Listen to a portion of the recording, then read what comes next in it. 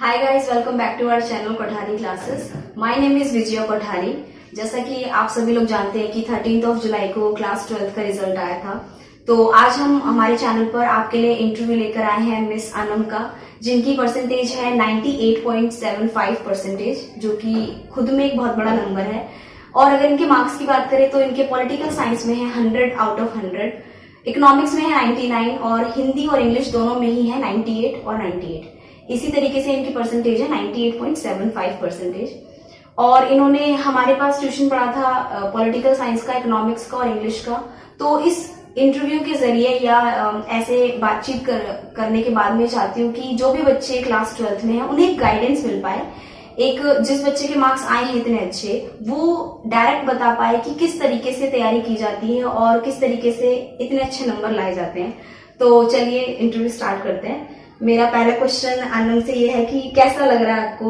जैसे कि मैं याद करूं कि जिस दिन रिजल्ट आया था उस दिन हमने आपको कॉल किया था, उस टाइम तक आपको नहीं पता था, और हमने जैसे ही कॉल किया अनम को तो शी वाज सरप्राइज्ड कि मुझे नहीं पता है अभी नंबर, और अभी आप ही बताइए। तो हमने बताया ऐसे नंबर है 100, 99, 98, 98। तो कैसा लगा आपको पहली बात सुन के? पहली बार सुनकर तो ये लगा मुझे कि जैसे सच नहीं है। अच्छा कि 100 आ गए एकदम से। मैंने दोबारा कंफर्म करके पूछा कि सच में रिजल्ट पता चल गया है। आप चेक कर रहे होंगे उस दिन से ही? हाँ, साइट नहीं चल रही थी उस दिन में, अच्छा। तो आप ही ने भेजा था मेरे को, पर मैंने उस टाइम पे देखा नहीं। लेकिन जब कॉल करके आपने बताया तो बहुत पहले तो यकीन नहीं हुआ, लेकिन जब यकीन हो गया तो बहुत खुशी हुई, बहुत। तो कैसा उम्मीद थी कि इतने आ जाएंगे? 100 आउट ऑफ 100, 98, 100 आउट ऑफ 100 की तो नहीं सोची थी। अच्छा। लेकिन थोड़ा था कि हाँ शायद आ जाए, कि 95 अब तो आएंगे ही, और जिस तरीके से तैयारी करी थी। तो और घर वालों का कैसा रिएक्शन था? रिलेटिव्स जो होते हैं सबका, फ्रेंड्स, उस टाइम पे तो फोन बजता रहता है एकदम कि हाँ बताओ तुम्हारे कितने नंबर है। कैसा रहा? रिश्तेदारों का कैसा रिएक्शन? सबका रिएक्शन बहुत ही ज्यादा अच्छा रहा मेरे लिए तो। हाँ। सबके फोन आ रहे थे, खुश थे सब, और सब कांग्रेस बोल रहे थे मुझे। क्योंकि ये जो नंबर है 98.75 एक मतलब अनबिलीवेबल है। अगर मैं बात करूं कि एक बच्चा जो ईयर शुरू होता है तो एक ड्रीम देखता है कि हाँ 95 आ जाए, 96 आ जाए। मैं भी जब 12th में थी तो ये ऐसा लगता था कि इतने आ जाए, लेकिन 98.75 और 100, 99 बहुत मतलब हमें बहुत खुशी हो रही थी उस टाइम पे, और हम उम्मीद भी लगा रहे थे शुरू से ही कि अनम या और स्टूडेंट जो थे उनके आएंगे मार्क्स, तो हमें भी बहुत खुशी हुई। तो अनम ये बताइए कि आपने जैसे 12th क्लास में आए तो कैसे अपनी जर्नी कैसे स्टार्ट करी, कैसे आपने तैयारी करी? क्योंकि जो बच्चे अब 12th क्लास में आए हैं उनके लिए इंटरव्यू के थ्रू मैं चाहती हूँ आप थोड़ा गाइड करो कि कैसे मार्क्स आ सकते हैं। पहले तो ये था कि स्टार्टिंग में बहुत से स्टूडेंट होते हैं जो ढील दे देते हैं कि अभी तो एग्जाम है नहीं, प्रेशर नहीं है तो पढ़ना अभी ज्यादा है नहीं, होमवर्क मिलता है उतना कर लो। लेकिन मेरा शुरू से ये था कि थोड़ा बहुत पढ़ना डेली रेगुलर। और जब स्टार्टिंग में भैया ने बोला था कि 100 आ सकते हैं तो पहले तो लगा शायद, लेकिन फिर थोड़े दिनों बाद लगने लगा हाँ जब कर सकते हैं। और बच्चों का सुना भैया ने, एक अपने ट्यूशन का एक लड़का था उनका बताया था, तो थोड़ा लगने लगा कि हाँ कोशिश करी जाए तो शायद हो जाए। हाँ, जिनका पहले इकोनॉमिक्स में 100 आए थे हमारे ट्यूशन से। तो अनम कितने घंटे पढ़ते थे? मतलब ऑब्वियसली आपके इतने अच्छे मार्क्स आए तो औरों से तो ज्यादा ही पढ़ते होंगे, तो कितने घंटे पढ़ते थे या कभी नहीं सोचा बस पढ़ते गए? कैसे पढ़ते थे आप? घंटों का तो हिसाब नहीं रखा कभी, लेकिन थोड़ा टाइम को मैनेज करके रखा हमेशा के हर एक सब्जेक्ट को थोड़ा थोड़ा टाइम देना है। जैसे इकोनॉमिक्स था उसे सबसे ज्यादा टाइम देना था, क्योंकि उसमें प्रैक्टिस ज्यादा थी। और न्यूमेरिकल्स आते हैं उसमें, प्रैक्टिस ज्यादा थी तो उसको थोड़ा ज्यादा टाइम दिया, और सबको भी बराबर टाइम देके चला। बस थोड़ा हिंदी पे कम फोकस रखा, उसका तो हो ही जाता है। मतलब वो थोड़ा सा है कि लैंग्वेज अपनी कर लेंगे, मतलब ध्यान उस पर भी दिया जाता है, लेकिन कि हाँ वो लैंग्वेज है तो कमांड वैसे ही होती है, अंडरस्टैंडिंग बनानी होती है। तो मतलब आप ये कहना चाह रहे हो कि जिस सब्जेक्ट में आपको लगा कि न्यूमेरिकल्स है उसमें आपने थोड़ा ज्यादा टाइम दिया और बाकी सब्जेक्ट्स को भी ध्यान में रखा, लेकिन थोड़ा थोड़ा शेड्यूल बना के चले। तो आपने ऐसे कुछ टाइम बाउंडेशन नहीं था कि इतने घंटे पढ़ूंगी? मेरा ये था कि इकोनॉमिक्स को 2 घंटे, 1 घंटा ट्यूशन में भी दे देते थे, पॉलिटिकल को 1-1.5 घंटा, या फिर अगर टेस्ट होता था तो थोड़ा और तक पढ़ लेते थे। और हिस्ट्री को भी पॉलिटिकल के जितना ही टाइम देना था, क्योंकि उसमें याद करने की चीजें बहुत ज्यादा में है कि हाँ इतनी सारी चीजें। और इंग्लिश के लिए 1 घंटा इस तरीके से दिया। जिस दिन कुछ काम की वजह से नहीं दे पाते थे तो थोड़ा टाइम अगले दिन ज्यादा देना पड़ता था। हाँ, कई सारे स्टूडेंट्स की शिकायत रहती है कि हम 2 बजे आते हैं स्कूल से, 3 बजे आते हैं, फिर थक जाते हैं, फिर 2-3 घंटे ट्यूशन जाते हैं, ऐसे तो पूरा दिन निकल जाता है, फिर कब पढ़े। तो आप कैसे करते थे? क्योंकि टाइम सबके पास 24 घंटे सबके पास है, तो कुछ टाइम मैनेजमेंट के लिए कुछ हिंट कि हाँ मैं ऐसे करती थी। स्कूल से आकर पहले थोड़ा रिलैक्स करते थे, लगभग 1 घंटा तो सोती थी। हाँ, उसके बाद उठकर फ्रेश होकर बिल्कुल फिर पढ़ना दोबारा स्टार्ट करते थे। ट्यूशन आते थे, ट्यूशन से जाकर थोड़े आधे घंटे का रेस्ट और फिर दोबारा से पढ़ना शुरू कर देते थे रात को 11 बजे तक। और जब एग्जाम आने लगे तब लगभग 12 या 1 बजे तक पढ़ते थे। अच्छा, तो मतलब वैसे ही शेड्यूल जो आपने बताया उस तरीके से।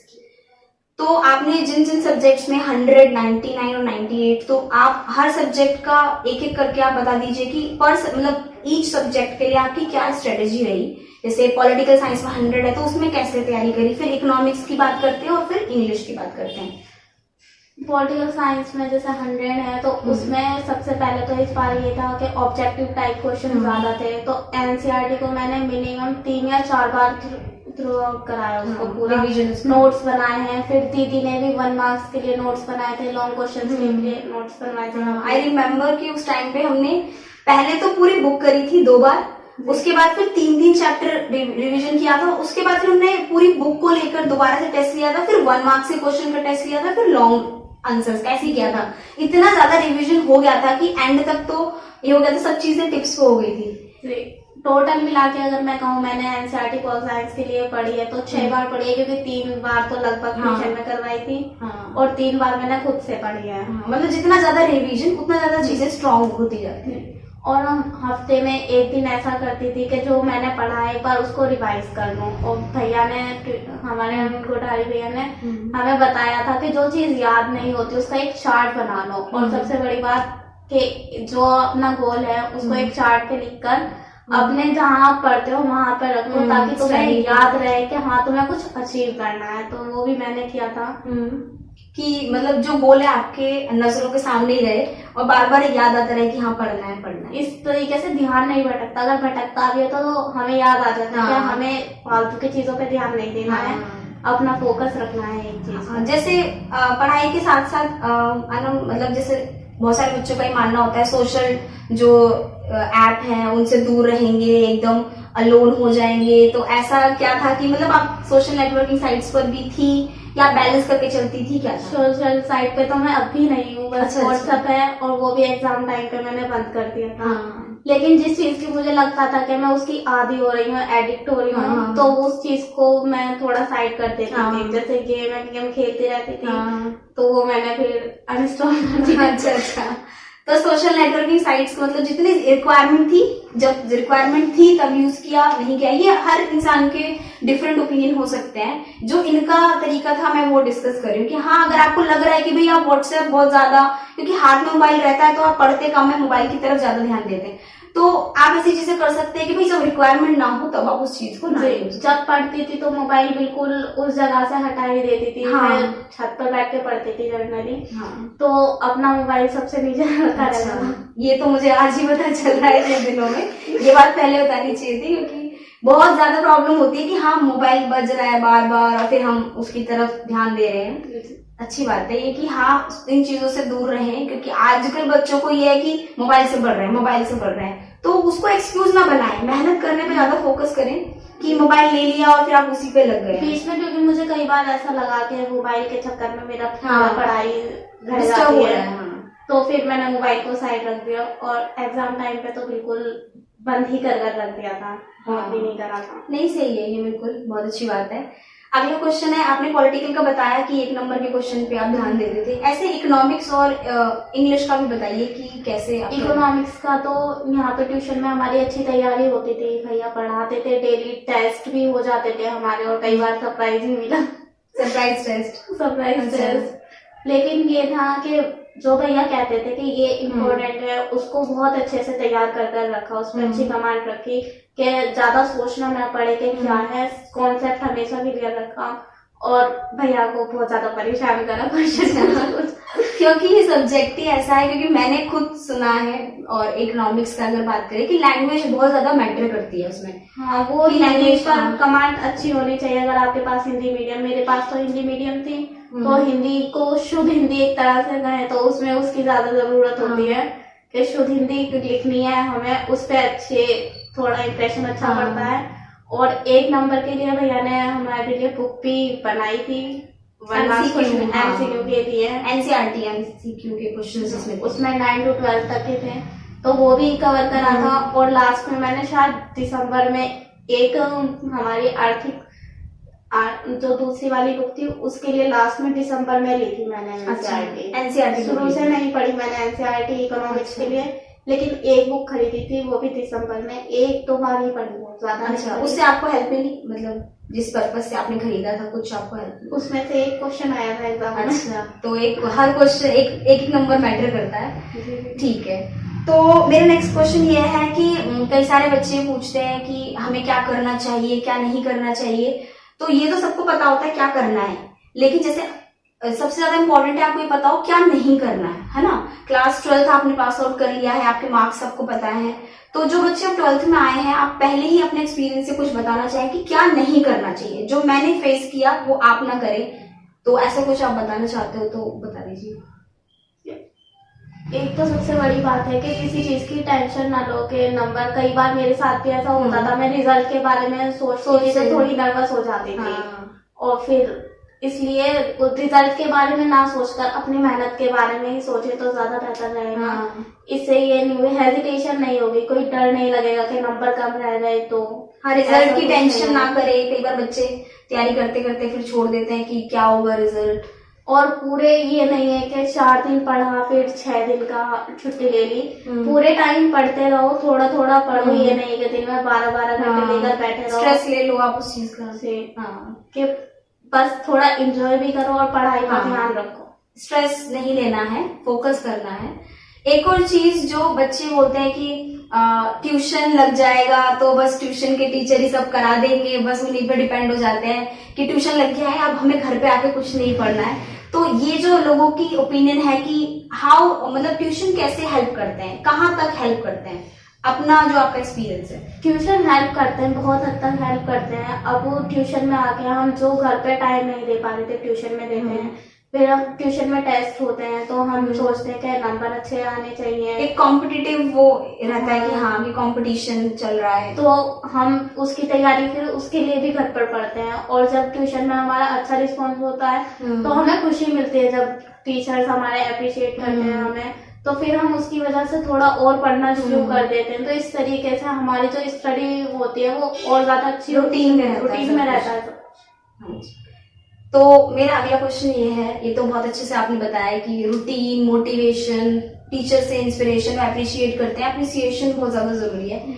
एक बहुत इंपॉर्टेंट क्वेश्चन है, हर कोई भी एग्जाम आप दे लीजिए उसमें टाइम मैनेजमेंट, एक वर्ड है टाइम मैनेजमेंट, वो बहुत ज्यादा मैटर करता है। एक तो पूरे साल और एक एग्जाम टाइम में, दोनों में डिफरेंस है, लेकिन टाइम मैनेजमेंट की ही बात हो रही है। तो उसको आप बताइए डिटेल में थोड़ा, ताकि बच्चों को पता चले कि कैसे जब वो 3 घंटे आपको मिलते हैं तब आप क्या सोच रहे होते हो, पूरे साल आप कैसे तैयारी करते हो, टेस्ट देकर प्रैक्टिस करते हो, जिस भी तरीके से आप रूटीन में लाते हो खुद को। मैं पहले तो अपने नोट्स बनाए, नोट्स अगर मैं दिखाऊंगी तो शायद कोई ना समझ पाए, मैंने इस तरीके से बनाए थे, खासकर पोल साइंस के नोट्स और सो इकोनॉमिक्स के लास्ट में बनाए हैं 1 मार्क्स के लिए। तो ये राज ही रह जाएगा कि कैसे उन्होंने मार्क्स लेकर आई, कोई बात नहीं, वो हम बाद में देख लेंगे। लेकिन मतलब आप अपने खुद के नोट्स बनाते थे और ट्यूशन के भी नोट्स थे, उन्हें तो पूरे साल पढ़ा था तो वो अच्छे से कवर थे, लेकिन जो खुद के नोट्स बनाए थे वो लास्ट में जाकर मैंने बनाए। अच्छा, तो इसलिए उन पे कमांड ज्यादा अच्छी नहीं थी।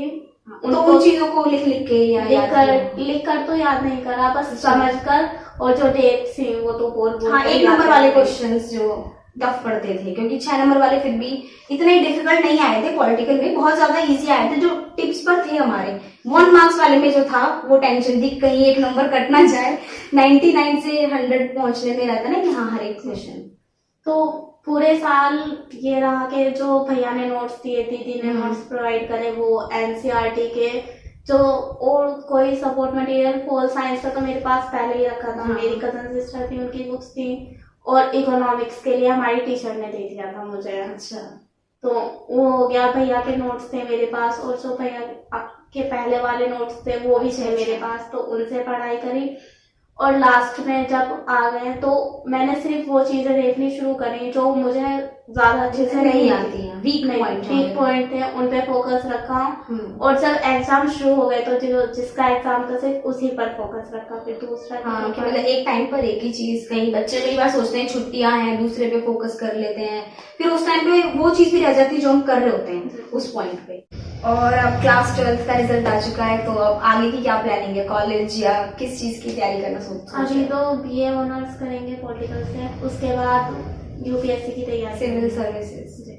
बेस्ट ऑफ लक, उसी की हमें उम्मीद थी। और जब हम ट्यूशन में टेस्ट भी लेते थे तो हमारे लिए जो इनके मार्क्स आए ये कोई नई बात नहीं थी, क्योंकि जब हम टेस्ट लेते थे तो दो बच्चों के बीच में कंपटीशन रहता था, जैसा हर क्लास में होता ही है।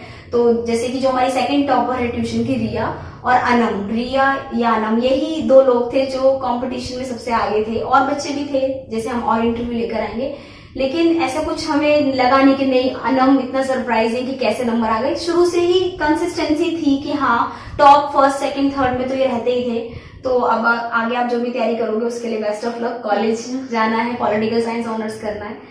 मेरा आपसे लास्ट क्वेश्चन ये है कि जो बच्चे अब 12th क्लास में आए हैं उनके लिए कोई आप लास्ट मैसेज देना चाहते हो कि ये मेरी तरफ से मैसेज है, मैंने 12th पास आउट किया है, इतने नंबर लेकर आई हूँ मैं और आप भी ला सकते हैं, तो कुछ ऐसा मैसेज आप देना चाहो तो? मैसेज यही है कि सबसे पहले तो अपने ऊपर भरोसा रखो कि हाँ कर सकते हैं, और अगर कोई आपको डिमोटिवेट करे तो उसे एज अ चैलेंज लेकर आगे उन्हें रॉन्ग प्रूव करना है। हाँ, मतलब अगर ऐसा होता है कई बार कि लोग सोचते हैं कि 100 नहीं आएंगे, या इतनी मेहनत क्यों कर रहे हो, ये तो इम्पॉसिबल है, या हमारे जैसे बैकग्राउंड से नहीं आते, कोई बच्चा गवर्नमेंट स्कूल में पढ़ता है तो सोचते हैं कि नहीं आ पाएंगे, तो उनको आपको गलत प्रूफ करना है। और कुछ जो आप बोलना चाहो? पढ़ाई पर हमेशा फोकस रखो, एंजॉय करो, लेकिन इतना भी नहीं कि पढ़ाई बहुत पीछे छूट जाए। सबको साथ में मैनेज कर कर एक साथ लेकर चलना है, और मतलब कंसिस्टेंसी कि हाँ पूरे साल पढ़ना है। ठीक है, thank you so much annum हमारे साथ इंटरव्यू करने के लिए। और जितने भी लोग इस वीडियो को देख रहे हैं, हमारा इस वीडियो को बनाने का या इंटरव्यू लेने का मोटिव इतना है कि जो भी बच्चे 12th क्लास में आए हैं या कोई भी बच्चा जो तैयारी कर रहा है, जो सजेशंस इन्होंने दिए, जो मार्क्स इनके आए हैं, वो एक्सपीरियंस आपके लिए कहीं ना कहीं काम आए, यही हमारा मोटिव है। So thank you so much for watching this video.